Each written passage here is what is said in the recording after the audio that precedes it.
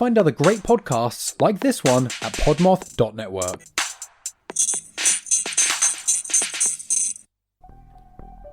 Hey there, fellow true crime aficionados. We're the host of Bad Acts, a true crime podcast. I'm Danielle. And I'm Aaron. Join us every Thursday for twisted true crime tales of dark deeds and despicable people. We focus on lesser-known, unique stories with a new case each week. We've covered family annihilators, cannibals, revenge killings, killer kids, mysterious murders, survivor stories, and much more. We've even tackled stories of people who blamed zombies, vampires, ghosts, and voodoo for their bad acts. Of course, we know they're the only ones to blame. You can find us everywhere you get your podcast, or you can visit our website at badactspod.com. If you like fresh stories and new perspectives on crime, Bad Acts will be your new jam. Join Bad Acts every Thursday. Stay safe, y'all. See you soon. Hey, Twisted listeners, I'm Cindy. And I'm Dita. And this is Twisted Listeners, a podcast about murder and lists.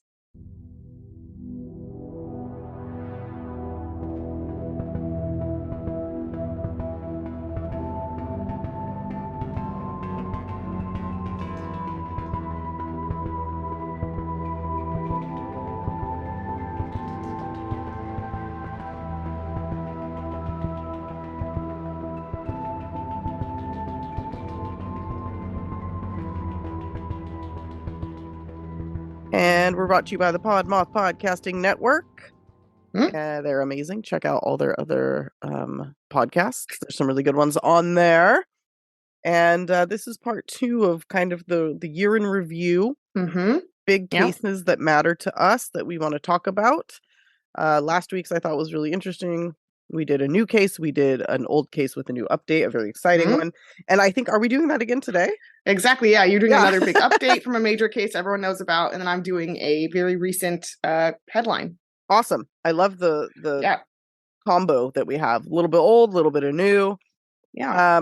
I decided my next Patreon is going to be murders of Lancaster County, Pennsylvania, because there's just it's so crazy. I didn't know Lancaster, Pennsylvania was like an area except for true crime. Like it comes up so fucking often in true crime.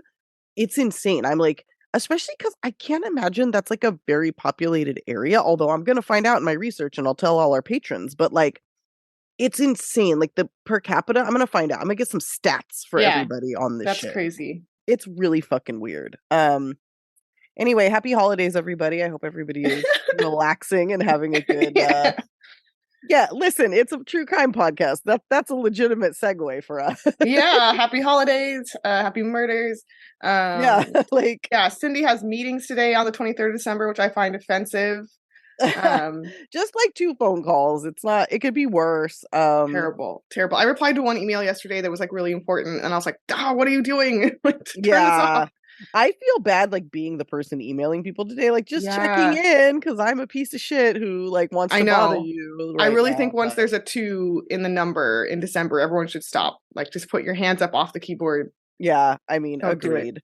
It's been more chill. I've actually had to go into the office more this week than on a normal week, but yesterday was the first day that traffic was like okay on the way home, so I was like, this isn't the worst.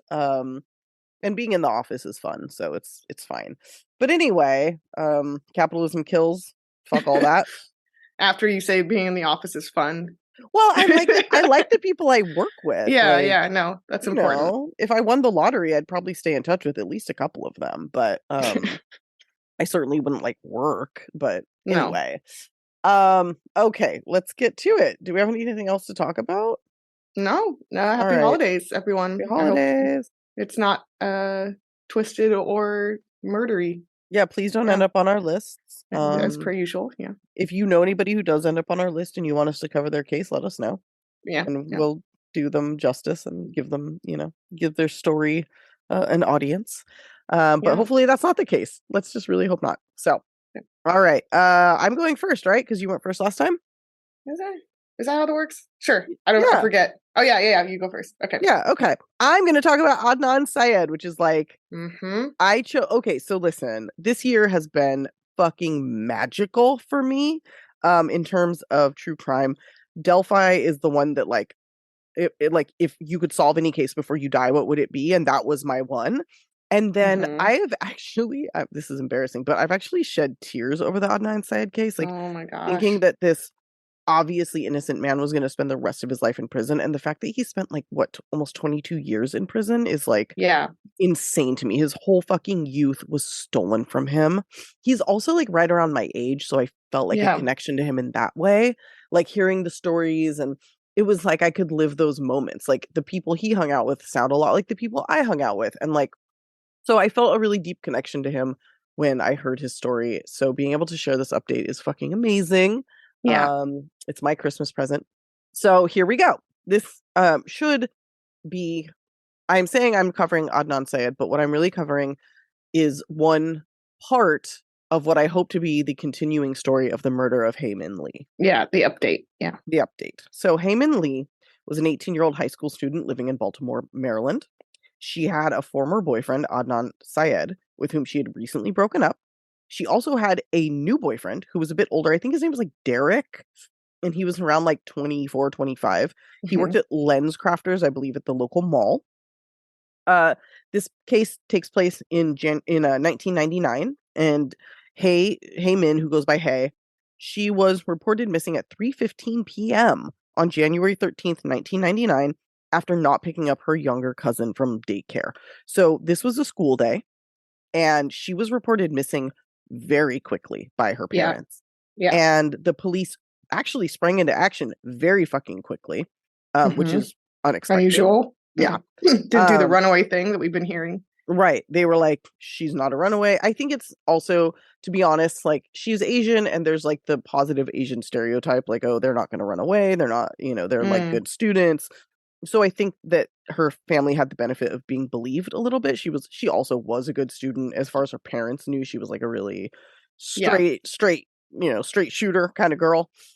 So they reached out and spoke with Adnan around 6:30 p.m. that day, and didn't get a hold of her current boyfriend until about 1:30 a.m. But both of them were able to be reached, and Adnan was like, oh, I saw her earlier at school. At first, he said he asked her for a ride home. He later then said, no, I didn't. And her boyfriend was like, no, I didn't see her at all. I was working. She's at school. We don't see each other every day. I didn't see her. Very unfortunately, her body was found on February 9th in Leakin Park, which is a local park kind of in the area. Not a super safe place, kind of a sketchy place. So police are looking at the boyfriend. They're looking at Adnan. They're looking at a couple other suspects, which nobody fucking knew about, but there were other suspects. And then on February 12th, they get an anonymous call saying that they should look into Adnan specifically. Like, he was at the park. He used to take her there to like hook up. So he's, familiar with it. He has a connection to it, et cetera, et cetera. Yeah. Shortly thereafter, Jay Wilds, who was a drug friend of Adnan's, I would say. I wouldn't say they were like super close, but they hung out. In the same circle. Yeah, and they hung out alone. Like, they would go hang out. But like, okay, before, I don't want to get too far off track because I want to tell the story, but like, I don't know how many of you guys were like high school stoners or like junior high stoners, but if you hang out with stoners, then you have a pretty big group of like acquaintance friends, like people that you absolutely will hang out with one-on-one, but it's mostly centered around like getting high. Right. Or that they have the drug. So you're like, oh, okay. Right. And it's not necessarily that you're like super close otherwise, like that you guys would like have sleepovers or go to the movies together. It's more of a situational friendship. And it doesn't make it not an actual friendship, but it's situational is all I can say. I mean, I guess at the school age, everything's situational, but like you meet friends at school, you meet friends at work, but this is just another thing where it's like a little bit more tied to as a means to an end, if that makes sense. So Jay Wilds comes forward and he says he helped bury Hae's body after Adnan told him that he killed her. He's like, Adnan said that he strangled her in a Best Buy parking lot and asked me to help bury her body. Right? Yeah. So the police are like, what the fuck? They get cell phone records on February 16th. And on February 28th, based on these cell phone records and basically Jay's testimony or his statement, they arrest Adnan. So that's really it. I listened to a few episodes of Serial, which is an amazing podcast that covers this case in depth. It's hosted by Sarah Koenig, who was contacted about this case by Robia Chowdhury, who's my fucking hero. Yeah, she's really been the champion trying to get this case attention, and she got Serial essentially for it. She did. And she's now working to like exonerate other like wrongly convicted people. She just won an exoneration like last week. I follow her on Instagram because she's absolutely my hero. Rabia. Yeah. Rabia. What did I say? Robia? I always say Robia. Yeah, close enough. Rabia. She was like, I think one of her siblings, or she knew Adnan, or one of her siblings like knew him. So she got pulled into the case just because of like her proximity to it. Yeah. She's also a lawyer. So it was like really good that, you know, like good luck that she was. So she reached out to Sarah Koenig, who then took this case on, and Serial covers it. She had an episode called like the case against Adnan Syed. Here's basically the best she could do of like what the prosecution had. There was a palm print on a map book in Hayes' car once they found her car. And it was on the Leakin Park page. Okay. So they're like, his palm was on, you know, the page where her body, like the location where her body was found. Right. But then it's also like, how often had he been in that car? Like, he used to drive that car. Yeah. That doesn't mean much. You can't like timestamp a palm print. And also like the idea that he would have like randomly looked up this park and decided it was like a safe location to dump her body is really fucking weird, because it's not like the park was far away from his home or something he wouldn't necessarily be familiar with. So to me, I just found that was weird. The second thing was, did he or did he not ask her for a ride that day? Because he said, yes, I did. Then he says, no, I didn't. So that seems suspicious. It also seems suspicious that he says he can't remember a lot about the day because it was a normal day for him. To which Sarah Koenig was like, well, wasn't it weird when the cops called you? Like, wouldn't that make the day stand out? And he was like, not really, because Hay wasn't my girlfriend anymore. And I just thought she probably did something and she was going to get in trouble, like with her parents, because the police were looking for her. He didn't think she was missing. He didn't think she was dead. He wasn't on high alert. Right. The other thing is that after she disappeared, he never once called her or texted her, which is usually a pretty solid sign.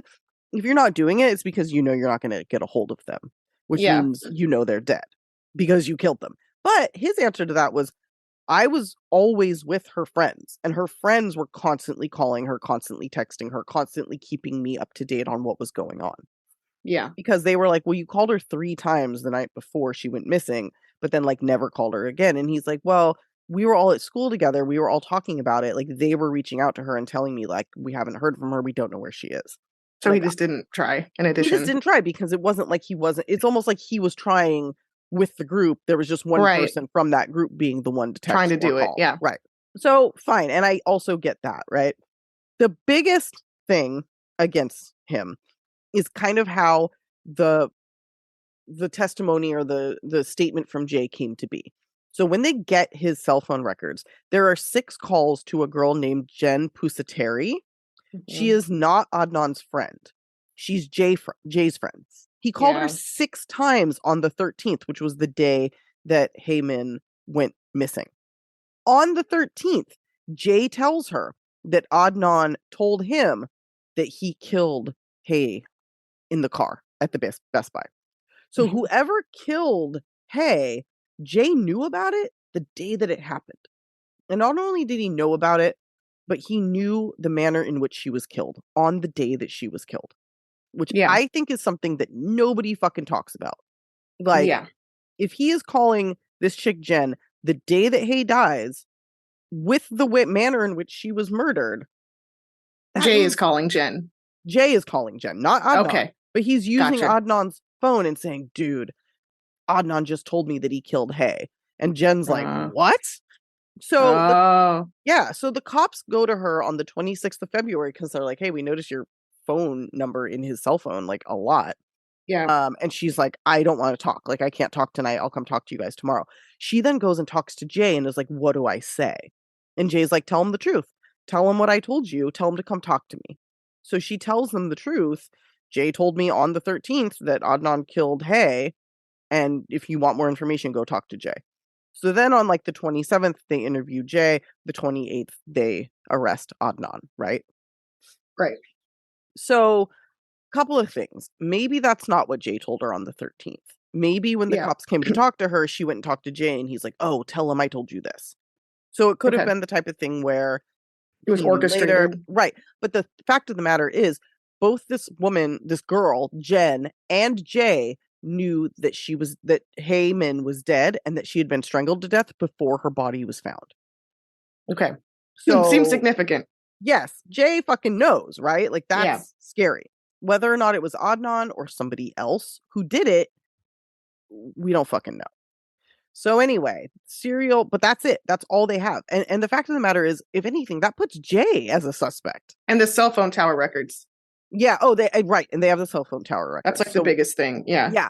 Which basically the incoming calls pinged off of a tower close to Leakin Park around the time that they think Adnan would have been dumping her body.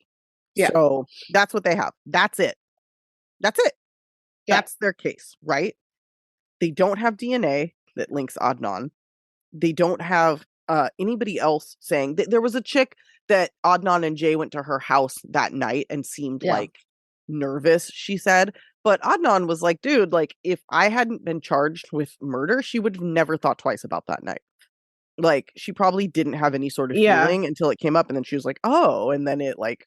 Yeah, then it took on a different character. Otherwise, it was just like a slightly awkward exchange or, evening. Exactly. So Adnan is found guilty. He's sentenced to life plus 30 years for kidnapping, robbery, murder, obviously first degree murder. And he spent the rest of up until 2022, this year, fighting for his freedom. Now, his lawyer, Christina Gutierrez, is that her name? Yeah. She's the fucking worst. She's the original lawyer who did a terrible job. She did a terrible fucking job. And then she fucking died.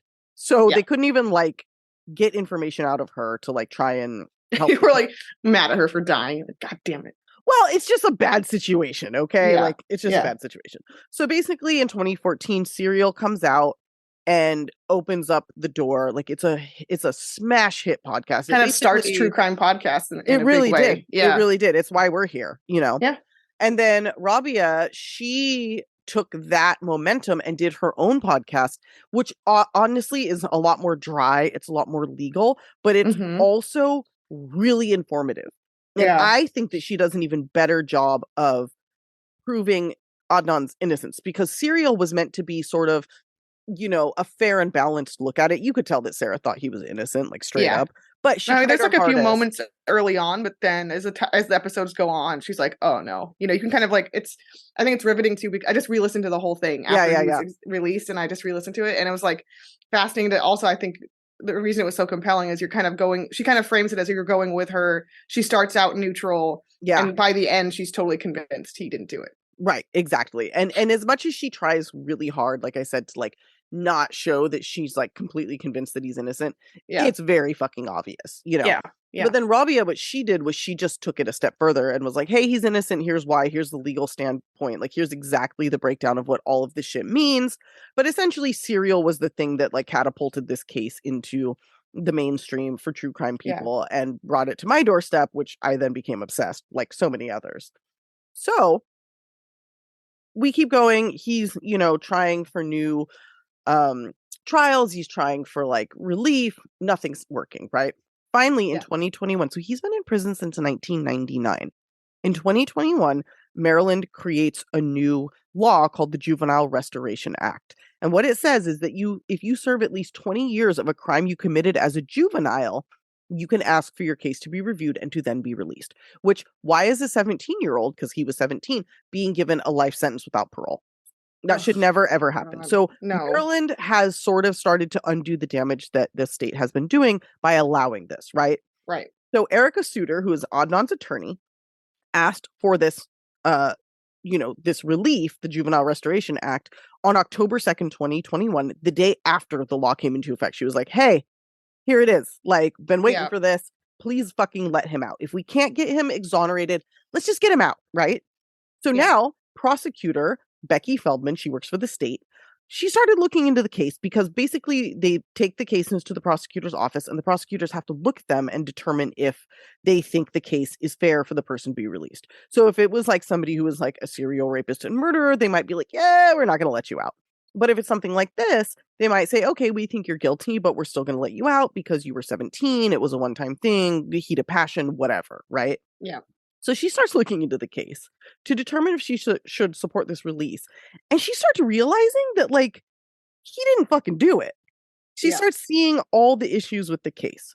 So she was a new prosecutor. She'd actually been a defense lawyer for years before this, which I think is so amazing that she made that transition because she's the perfect person to be looking at these cases. Yeah. So by March of 2022, so the case lands on her desk October 2021. By March of 2022, she is working with his defense team, like, to get him released, right? So they ask for new DNA testing. They start looking at the cell phone records and talking to people who are like professionals, you know, in that regard, and fully investigating the case because she knows it's bullshit. So part of what she does, so the DNA comes back and it doesn't place him at the scene, but it doesn't necessarily exonerate him either, right? Right. So she goes and she gets seven giant case files and she starts going through them. And one of the things that she finds is handwritten notes written by a prosecutor regarding 2 calls from 2 people to give information about the same suspect who was not Adnan Syed. These calls came in months apart before Adnan was ever tried. And it shows, she said that in this time, in 2021 and 2022, they looked into these handwritten notes and they looked into these suspects and they found that these are viable suspects that were never cleared. Not cleared. Okay. And not investigated.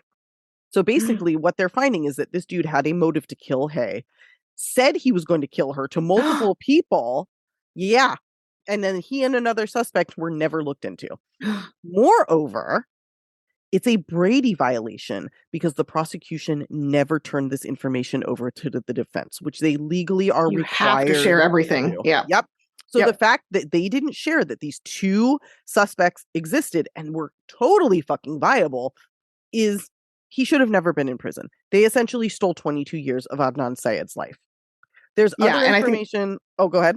No, I was just going to say also, like, you can't even talk about this case without mentioning like or what, I don't know, anti-Middle Eastern racism against Middle Eastern people and Muslim people because Islamophobia, that was the word that was not coming out of my mouth. Right. Because this is, I don't know when he went to trial, but this is also like the early 2000s. This is like the peak time of that. And there was some really racist language used in the trial. Oh, absolutely. These prosecutors were absolute pieces of dog shit. If you're still alive, you're fucking terrible. I hope you have the worst December of your life, and I hope every day is worse. You get coal in your stocking. I hope you get coal in your fucking mouth. Fuck you. I fucking hate these people. Cold brick of coal to the head. Yeah. Yeah, fuck you guys. Absolute pieces of shit. There were other things about these 2 suspects, a connection, including one of them had a connection to where her car was found when she disappeared. And both of them now have a history of sexual assault. One of them is currently in prison for sexual assault. And the other one had a history of that at this time. So these when we find out who those people are? They still have not released the information. Okay. Yeah, I'm going to look on Reddit, and if I can update it, I will. But, like, Sarah Koenig from Serial knows who they are, but she wouldn't fucking name them. So she didn't name them. Also, what about Jay's testimony? During the original trial, the prosecution kept being like, saying to the jury, like, we know he's not the best witness. And it's like, yeah, because he's a fucking liar. He changed the location of where he was multiple times when Adnan told him. He changed, like, whether or not he helped bury the body. He changed all this fucking information over and over and over. Like, so he's just, if he's what the case is based on, it's completely ridiculous. And he was also a known, like, teller of tall tales amongst the friend group. Like, that he was notorious for lying. People said, like, essentially, like, if he said something, you can't really 100% trust it because he was always spinning, like, fantastical tales. Exactly. It's like he was just a fucking lying, just would never shut his mouth. And again, having been a stoner in my teens, like, I know this guy. Like, I've met this guy 100 times. And the fact that the police and the prosecution based their entire case on this, like, to people in that friend group and in that community, it was probably just ridiculous. Like, are you kidding? You're just believing this guy? Like, you obviously don't fucking know this guy. Yeah, and there's a tone, like, in Serial, you hear from several friends in that friend group, there's a tone of, like, why would Jay do this? You know, that's sort of like, there's a constant, like, asking of what, Jay and Adnan? Like, why were they even hanging out? You know, there's this kind of questioning of like, what the fuck is this about? One potential answer as to why Jay may have done it comes from I didn't get their names. I should have, because I'd love to shame them. But the cops that were working this case, they were both, I think, fired. For at least one of them was fired for disorderly conduct, like presenting false evidence, bullying witnesses. Like one of the cases that the guy was involved in got overturned based on his poor actions. And so my thinking is maybe they intimidated Jay, maybe they like scared him and did it through some sort of less than legal means to get him That's to my talk. theory too. My theory is also because he had charges in the past for drugs. My theory is that they're like, hey, we're gonna create some fantastical drug heist that you did out of thin air, because cops can do that, right? You know, absolutely. and we're gonna slap 1,000 drug charges on you, and you're gonna go to prison for 10 years, or you're gonna tell us that Adnan did it. Right, exactly. And it's like, the weird thing is Jay Wilds has not really been around. He gave one story after Serial. Like he gave one interview. Yeah, and he hasn't been around since then. And I find it really weird how overlooked he is, considering what a huge part of this case. So they have the crooked cops, they have the crooked prosecutors, they have the viable other witnesses, they have, the other thing, the cell phone towers. Like they basically were like, we can prove he was there because incoming calls pinged off that tower. They have people who are like, this is what they do. I forget what would you call them? Not a professional, they're an expert, like a cell phone experts. And they're like, incoming calls wherever they ping is absolutely not an indication of where the cell phone is located. Outgoing would be a better indication, but the incoming calls, which is what the whole case was based on, mean nothing. So they couldn't place him there using his cell phone because he literally could have been like anywhere in the area. It's not an exact science like it was presented to be. And it was presented like this slam dunk, like he was in Lincoln Park. And it's like, no, he absolutely probably wasn't. Like, you know. Also, you forgot to mention the Asia alibi. The fact I was that going to. I have her. Sorry, I beat you there. No, it's fine. Yeah, he has a fucking alibi. This girl saw him at the library, and the original lawyer never talked to her. But here's the thing. It did come up in later appeals and things, and she did, I think, like give a statement, and they still just didn't really use it. And I don't know why. I think it's because she wasn't reliable enough. It wasn't a strong enough thing. Like she did come forward and say, yeah, I saw him in the library. But it was kind of determined that that's not enough of an alibi, because it's like, well, why didn't anybody else see him? You know, whatever. So Asia McClain was definitely there. I have her in my notes. But for whatever reason, it didn't seem to be like that big of a thing. It didn't help his case that much. So they didn't really, I don't know, they didn't really focus on that. So on September 19th, the prosecution, the state's attorneys were like, hey, we'd like to vacate his conviction. Like, we want you to release him. The fucking prosecutors were like, we want you to release Adnan. There's no, like, we biffed on this. We fucked up. And the Brady violation alone was enough. So they released him to home detention September 19th, 2022. They did not exonerate him immediately because they're like, we're going to look at it and decide if we want to retry him. I think they had 90 days to decide. And on October 11th, 2022, because they had no evidence to retry him, they dropped all charges. And he is officially a freed man with a clean record. Did you see the news that just came out today about him? No, what? Oh my gosh, oh my god, I'm excited. Add-on. Yeah, because I was like, in my head, I was like, what's Adnan up to today? How's he doing? And is he enjoying the sunshine and stuff? And so I just punched in Adnan Syed. Adnan Syed of Serial is hired by Georgetown University's Prison Reform Initiative to work on prison reform. Oh my god, that's the best fucking news As of ever! 8 hours ago. Yeah. Oh my god, I'm so happy for him. Like, oh my god, I'm that's so fucking really happy. Dope. He's a fucking legal expert now. So yeah, oh my god, that's like all he did. He's very qualified. Yeah. He is. Yeah. God, that's so fucking great. I can't wait. I hope he stays a little bit in the public so we can see what happens. Yeah. I just want him to have a happy ending. And that's great that he's using obviously this ridiculous bullshit that happened to him to focus on prison helping reform. Others. Yeah. Yeah. Yeah. Now, I want to just take a minute here to talk about Heyman's family. She does have a younger brother. Obviously, she still has both of her parents living. They were very upset. At one point, they did kind of file, like, they didn't say we want him back in prison, but they were like, we weren't talked to about this before he was released, which the hard side of me is like, that's not really, you don't have to be. Like, you're not. Right. But it does suck a little bit. But it really fucking sucks. What's really great about this family is that they are coming forward and they are saying, like, this is reopening wounds. We've been told over and over that he's the one who did it. We believed that. We believed the police.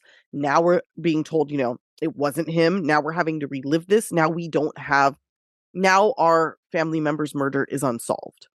So what I really would like to see happen is this get fucking solved. Is those witnesses or those suspects get looked into.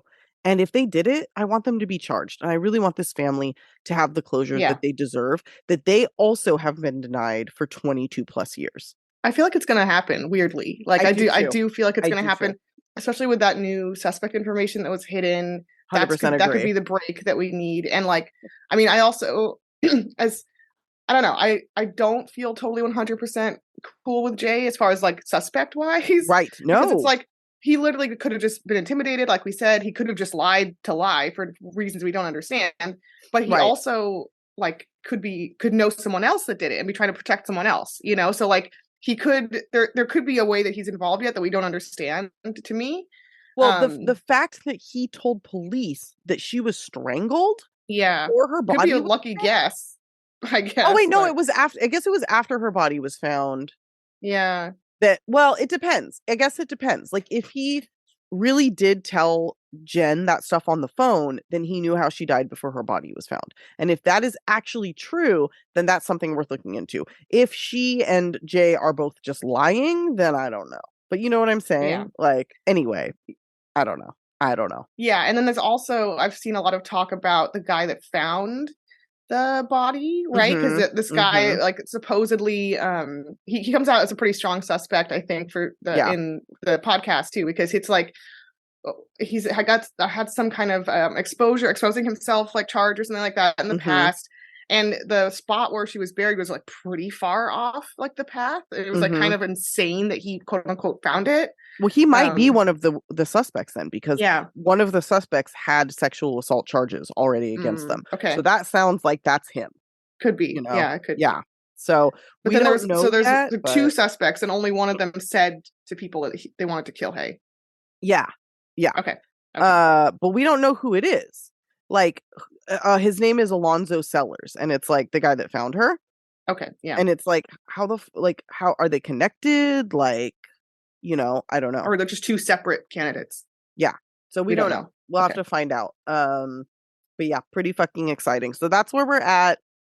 Let's hope that her family gets the closure they very, very much deserve.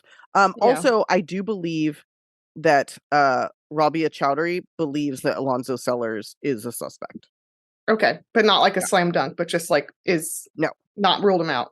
Yeah. So there's Undisclosed Pod is her podcast if you guys want to take a deeper dive. Yeah. And then there's the first season of Serial. Anyway, so he might be the suspect. We'll find out. You know, we got to find out what's going on. But that's where we're at as of right now. We'll update as we can, but I'm really fucking stoked. So there we go. Yeah, that's awesome. All right. Ooh, what's your case? Cindy did our two big updates, and I'm doing ones from the past, like, 2 months that are insane. Great. Yeah. So this, like, when I was searching 2022 murders, this came up constantly, and I was like, okay, all right, fine. I felt like bullied by the the media coverage. I was like, okay, I'll do it.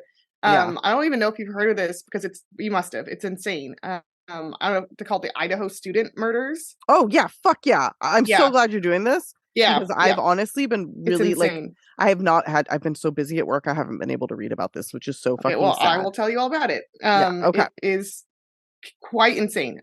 Okay, so this happened in Moscow, Idaho, and I watched enough coverage of this to know that they say Moscow, like they don't say Moscow, right?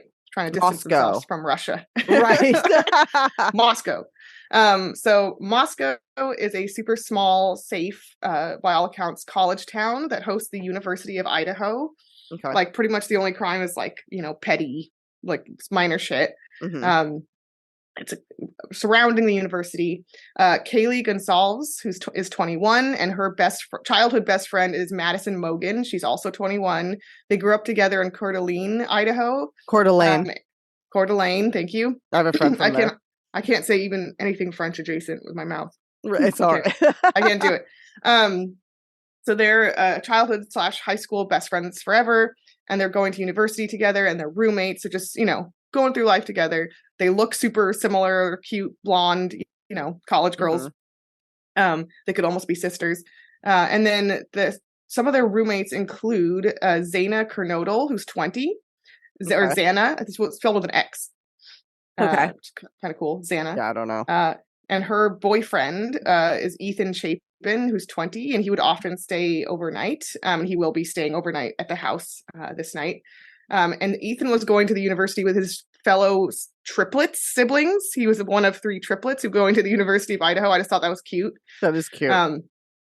Yeah, and he was super close with his family. All of them were, and with Xana, and everyone just has nothing but good things to say about these people. So I won't go through it all. But okay. This is a party house, I will say, which does kind of play into the case a little bit.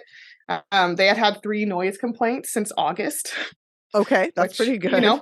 Yeah, that's a lot. Yeah, nothing dangerous or criminal, but just like, drinking and being loud. And the house, from what I understand, sounds like it was a party house even before they lived there. It's almost like this house is like predestined and you have to party if you move in or something. Right. Like it's the legacy of this particular off-campus house. Right. It's yeah. So on the night of November 12th, I think, by the way, there's 4 roommates.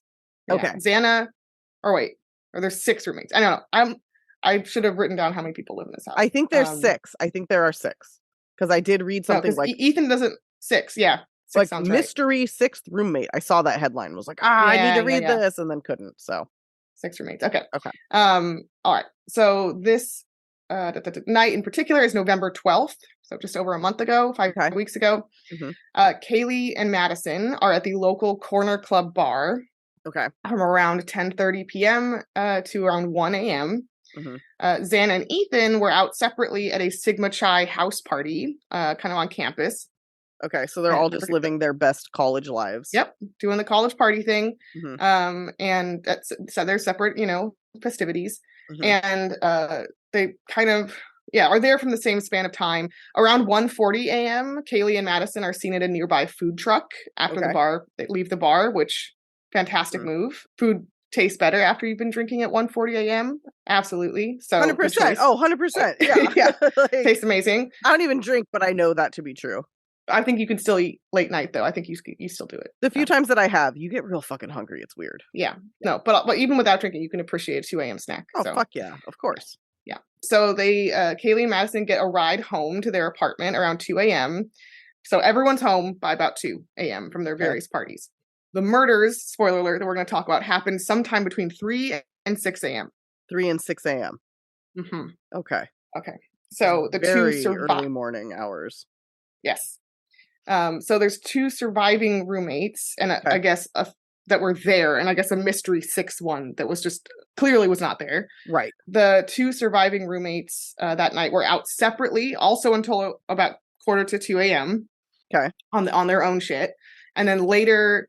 And so the house is kind of weird. I just want to specify this. When you walk into this house, there's a little entryway and there's 3 stories, and the murders took place on the 2nd and 3rd stories. Oh. And when you walk in, the surviving 2 roommates have bedrooms on either side. Of the first floor? First floor, right when you walk in. Oh, okay. But then you have a little entryway and the stairs to go up to the 2nd floor. So this person or persons came in, goes straight up to the 2nd floor, ignores the 2 bedrooms. I wonder if they...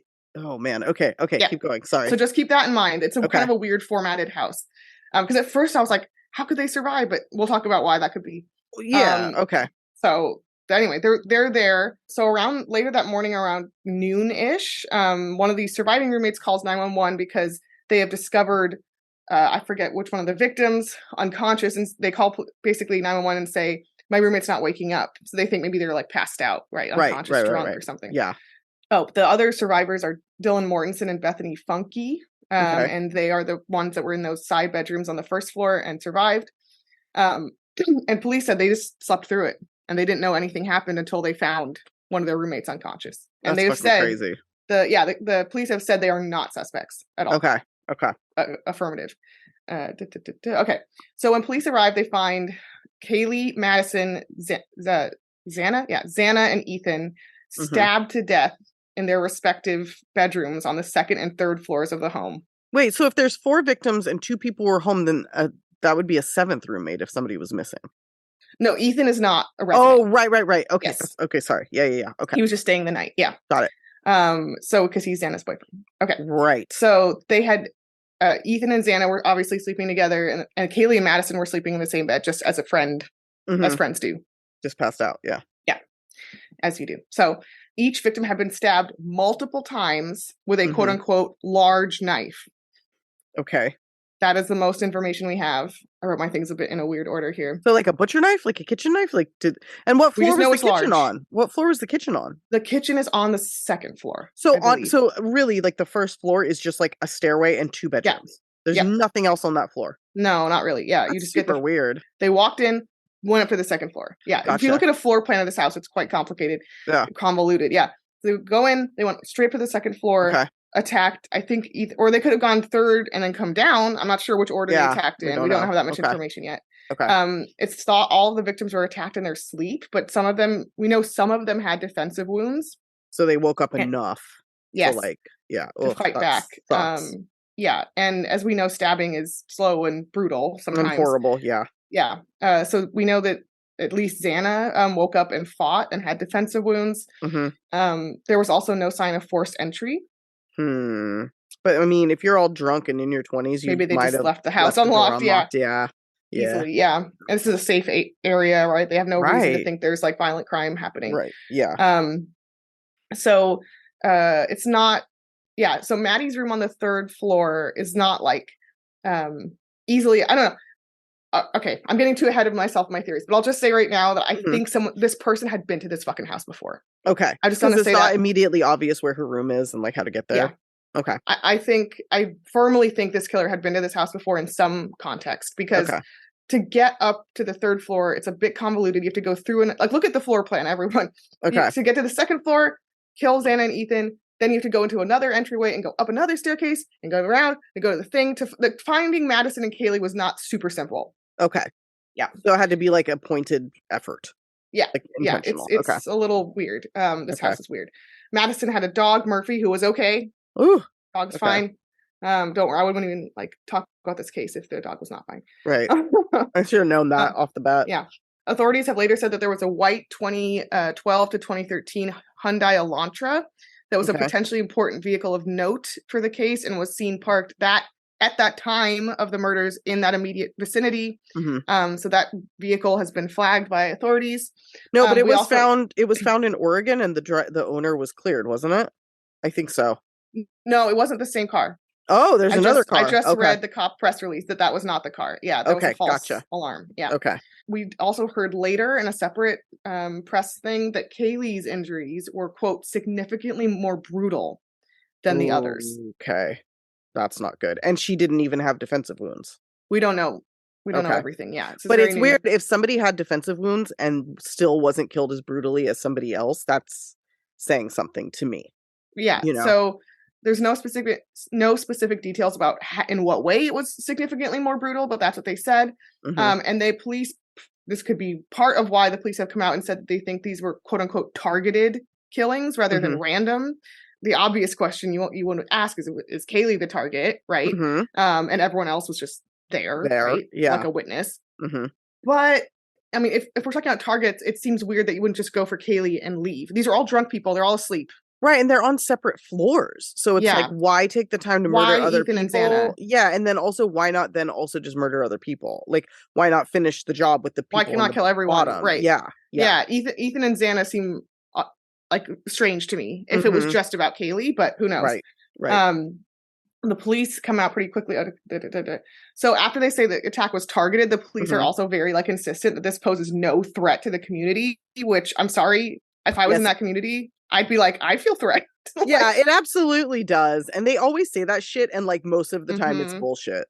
They just say that. I swear to God, it's just like, oh, gotta say that, not a threat. And it's like, okay, they said that with the fucking Gainesville Ripper, you know? Like, yeah, no one be afraid. Everyone keep Yeah. going to whatever. So the family has come out and said that they're irritated basically about how quickly the police came out with it was targeted. There's no threat, statements, because they said that we really have, and I agree with them, that there's really no reason to think it wasn't a stranger or a very recent acquaintance who followed them home after like the bar, for instance, or after that frat party or sorority party, or wherever they went to, that Ethan and Xana went to. So there's no reason to think that this person wouldn't kill again. And the police are like a little too happy to say that.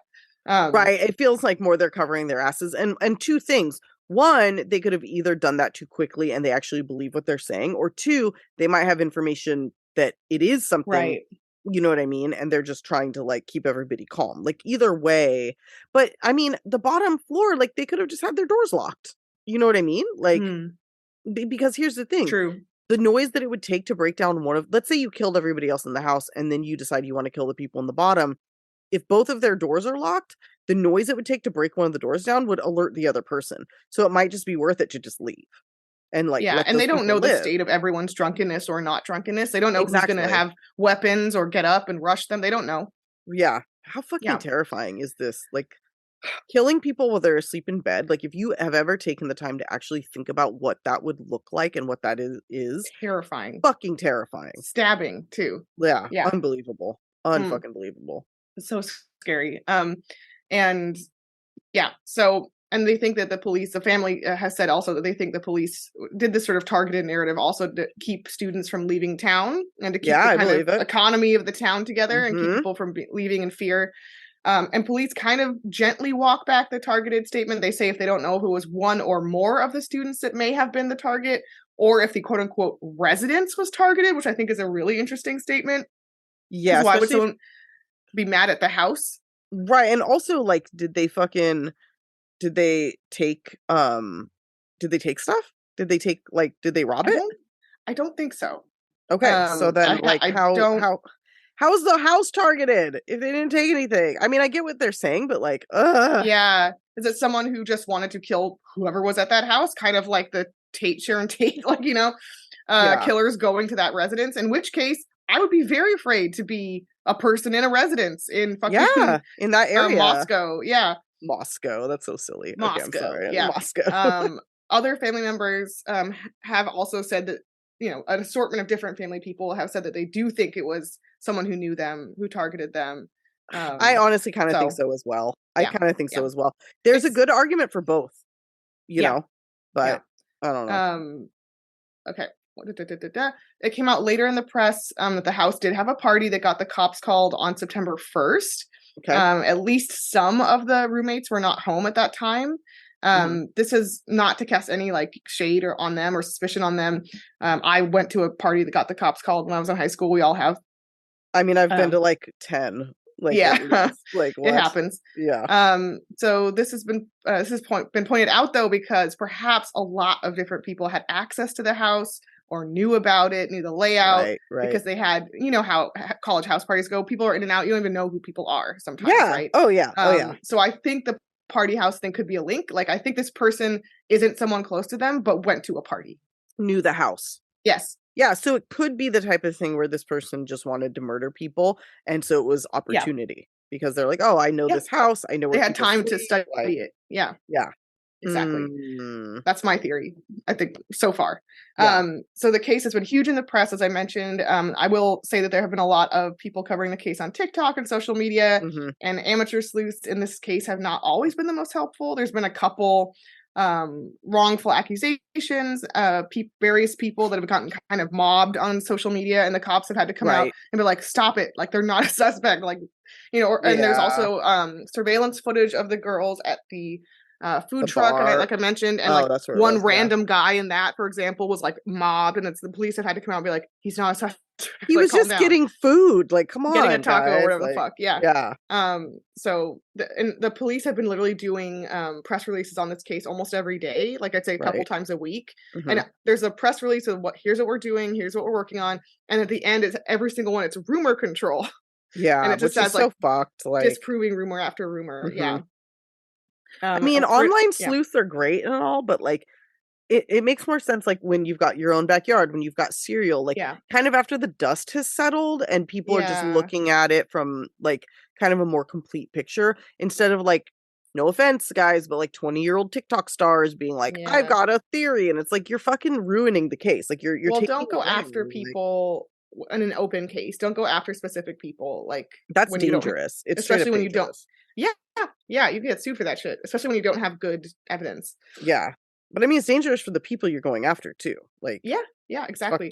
It's fucked up. For instance, a neighbor, one of the roommates also came under scrutiny after some kind of vaguely suspicious interviews he did. Not really, but he's been reportedly harassed, and people have been targeting him. And again, so people are kind of firing on all cylinders in the wrong direction here. One parent, Kaylee's mom, Christy Gonzalez, had said that she felt, quote, left in the dark by police. And she's worried that the murders will go unsolved, she said, because she's getting like no information from them.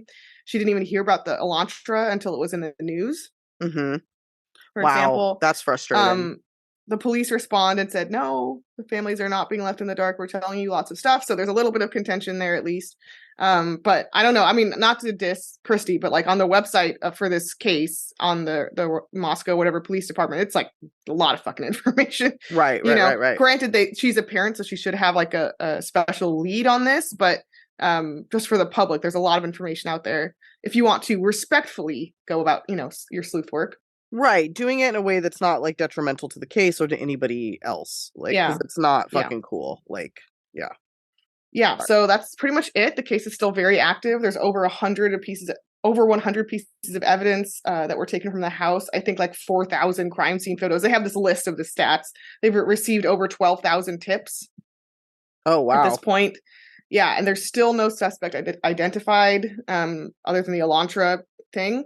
And as of 3 days ago, we heard that there's quote unquote progress in the search for the Elantra, but that is the latest update. Again, there's like every few days, there's constant like little updates in this case. So it's very active, but which is awesome. Yeah, that's it. It's an insane case. It's horrifying. It's just like wholesome kids who had no enemies, who were just like BFFs, just partying in college, getting food trucks. And I really want to see this solved like quickly because I feel like the longer it takes, the less likely it is. I don't want another Delphi. I don't want another like Adnan Syed. It's really scary. Like this, I mean, if I was in the community, I wouldn't be comforted by the like, oh, it was targeted. Like if a person is capable of doing this, they're capable of a lot. They're capable of doing that.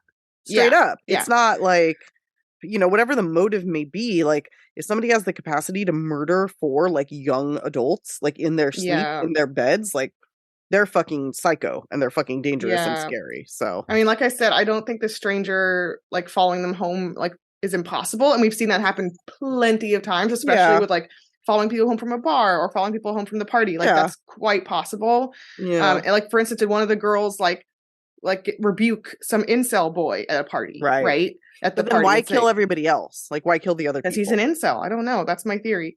I know, but I feel like the random attack or the randomly targeted, like from that night, if that makes sense, attack doesn't make as much sense to me because they rarely, like in those instances, like all the times that I've read about like a house of people being murdered, it's either a serial killer or it's targeted. It's never a one-off random. From that night. Yeah, like that never, when it's more than like one person being murdered. You know what I'm saying? Yeah, and like, the Elantra implies that they drove there, obviously. And there's which means they drove there, like, and it was intentional, and they weren't just following somebody. It was like they planned it. I don't know. Followed them in their car. I mean, I do agree that it's not impossible, but the targeting, like obviously Kaylee because of her injuries, is quite likely. Why kill Zan and Ethan? I don't know. Were they just like concerned about witnesses and they didn't feel like the people on the first floor were gonna hear him? Or maybe it's not obvious the first floor are bedrooms. I mean, I don't know. It's crazy. They could have been at a party and thought all the rooms and everything were upstairs and the other rooms are like closets. I mean, who fucking knows? Goddamn, who fucking knows, man? There's so much. I mean, my feeling, gut instinct, that it was someone who had been to the house under the context of a party and like at least had some familiarity. Well, what I'm saying is like maybe they just passed by those rooms going up to the party and never gave them a second thought and like didn't think they housed people. So who knows? Ugh. All right. Well, this is one we'll definitely have to update. Absolutely. Hopefully we'll have some very definitive updates very soon. Yeah. Would be nice. But yeah. All right. Fuck, guys. That's crazy. Diva, what are we doing for the new year? What's our first? Oh. What are we doing? Well, technically it's the last week of the month. Oh, you're right. Oh, It's no, the wait. last week. No. Oh, no, it's New Year's. It'll be coming out. Oh, no, you're right. Before New last Year's. Week of the month. Last week of the year. Well, I will surprise you. I haven't even told you yet. So this is an actual surprise for Cindy. It is. But I do have one I was thinking of that I felt is Christmassy-ish to me somehow. So we can do it in the post-Christmas week, so it's adjacent at least. Okay. I want to do axe murders. Oh, yeah, that is very holiday, weirdly. Isn't it? It is, yeah. I just picture someone like chopping wood with an axe in a cabin in the snow. It's cold. It's Christmassy. Yeah. Axes. All right, axe murders it is. That'll be great. We've covered some throughout. I mean, there's always overlap, but it'll be Lizzie nice Borden to do this. and stuff. Yeah. It'll be nice to do this as its own thing. So, all right, guys, next week is axe murders. Stay tuned. And until then, stay off our lists. Stay off them. Bye.